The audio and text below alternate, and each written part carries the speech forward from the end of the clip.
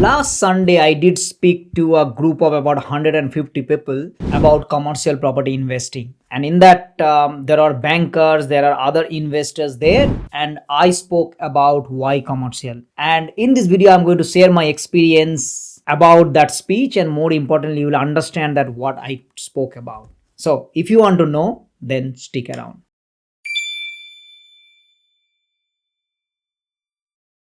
Alright, so this is a group of 150 people. I had about 10 minutes to talk about why commercial, right? So the first thing that I started speaking about why commercial is the cash flow. Why most people do not invest into getting cash flow. They more focus into growth, and those are the people get stuck. So the first thing that I was talking about in those discussion, cash flow, and I also pointed about that if you invest into commercial property, then you can have an unlimited borrowings. Now I was speaking about unlimited borrowings in front of the major lenders. There were CBA, Westpac, and all these lenders were there as well. Now then I elaborated about what is this unlimited borrowings is. So let's start about understanding unlimited borrowings, okay, in that gist of that speech, right? First of all, what is unlimited borrowings? Let me give you the bank's point of view. When bank actually lend you money, they have only one question,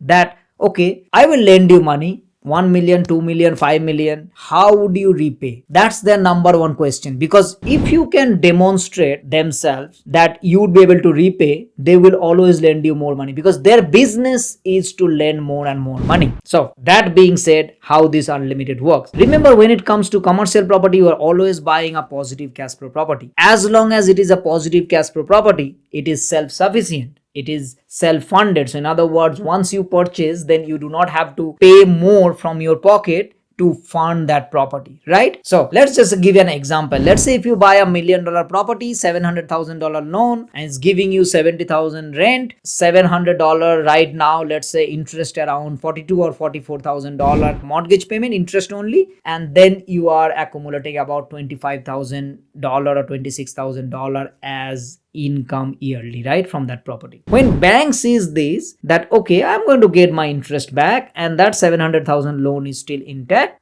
I'm happy. You bought this one deal, then assuming that you have got that $300,000, another $300,000 from somewhere, then you can create another entity and you can go and approach another lender and borrow another $700,000 and pay that $300,000 and borrow another property, buy another property, right? So then what you have just done is that one deal, one entity, one bank, and then another deal, another entity, another bank, and make these two separate. Now, because you are purchasing in that entity, the loan is not in your name. The loan is in the entity's name. Because the loan is in the entity's name, you personally are not borrowing. So when it comes to the next, ideally when they ask for that, okay, do you have any other loan? You will say, no, I don't have. And they will say that, oh, I can see you are the director. Yes, I am the director of that company, and my accountant will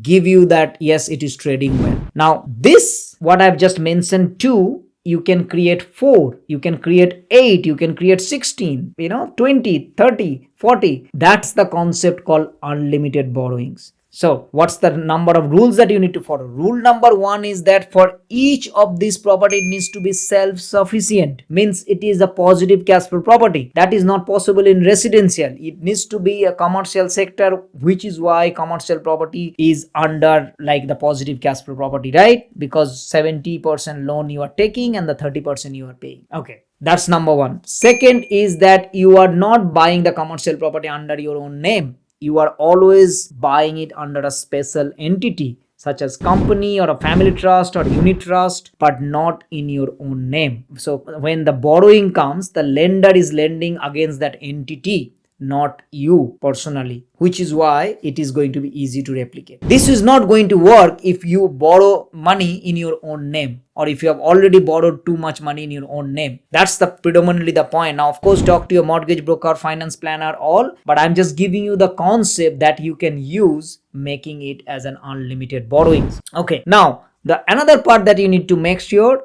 that positive cash flow plus it's a special entity that you are creating. The third thing that you need to be very very careful about is not to go to the same bank again and again. Why?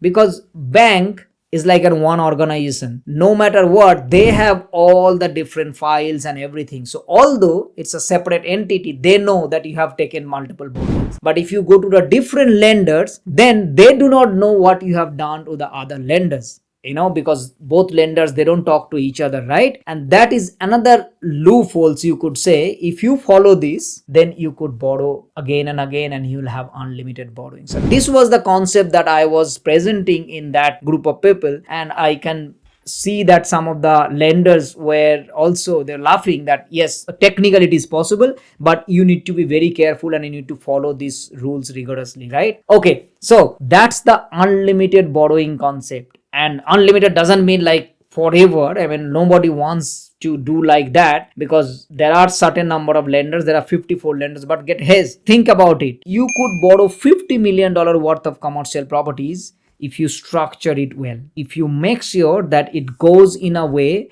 that one property, one entity, one deal, and then you go to the next lender. Because my preference is that I don't want to go to one lender and give everything just because I am getting a 0.25% interest rate reduction. I don't want to do that. I want to keep myself in a position that where I can borrow unlimited. And this is personally, I'm saying that I can borrow millions and millions of dollars as long as I have the deposit. And that's the next part. You need to make sure that you are not borrowing 100%, you are only borrowing 70%. So that way the 30% is coming from somewhere. And that comes with your different investment strategies, that comes with your other capacity of earning money and put together and create that deal. So even though you just buy 3 or 4 commercial properties and each one, let's say $1 million, that's $4 million, and each one is giving you, let's say $25,000 passive cash flow, that will become $100,000 passive cash flow from day one. Remember, every year rent is going up, property value is going up. So if you hold long enough, and then you can refinance and